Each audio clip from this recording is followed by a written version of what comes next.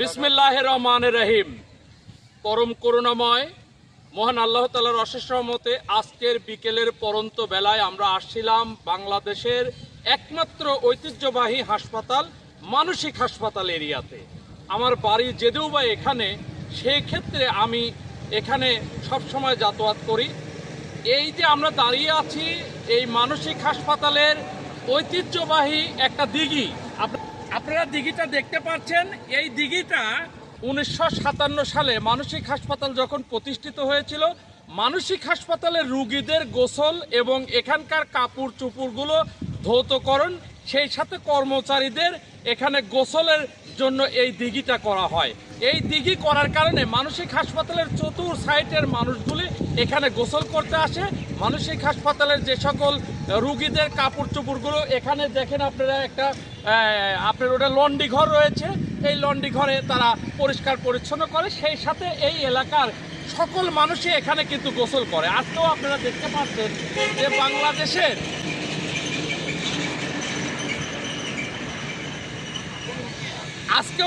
দেখতে পাচ্ছেন যে বাংলাদেশের বিভিন্ন জায়গা থেকে মানুষ, মানে বিভিন্ন পেশাজীবীর মানুষ এই মেডিকেল কলেজ হাসপাতালের কাজে, লিভারের কাজে আসছে।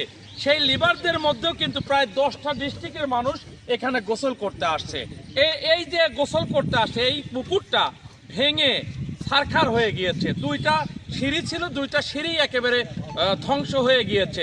মানসিক হাসপাতাল কর্তৃপক্ষ এখন আর এটার দায়িত্বে নেই, এখন দায়িত্ব মেডিকেল কলেজ অ্যান্ড হাসপাতাল কর্তৃপক্ষ। মেডিকেল কলেজ অ্যান্ড হাসপাতাল এবং গণপূর্ত বিভাগকে আমি অনুরোধ রাখবো যে এই যে চতুর সাইডে ভেঙে গিয়েছে, এই ভাঙাগুলো মেরামত করা, 2টা বা 4টা সিঁড়ি করা। ঠিক মানে গভীরতা বেশি হয়ে গেছে। গভীরতা বেশি হওয়ার কারণে এই যে প্যানেলগুলো ভেঙে যাচ্ছে। এই যে মেডিকেল হাসপাতালে অনেক মাটি এখন বিভিন্ন জায়গায় ভরাট করা হচ্ছে।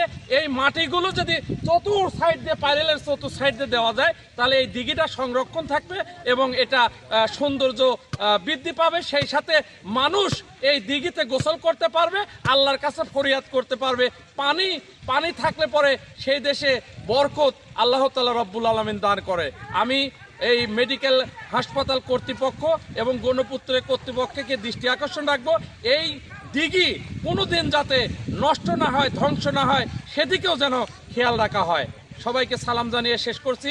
আসসালামু আলাইকুম ওয়া রাহমাতুল্লাহ।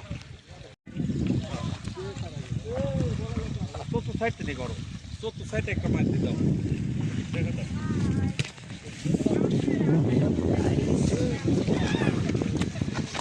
শেষ করে দাও। আসসালামু আলাইকুম।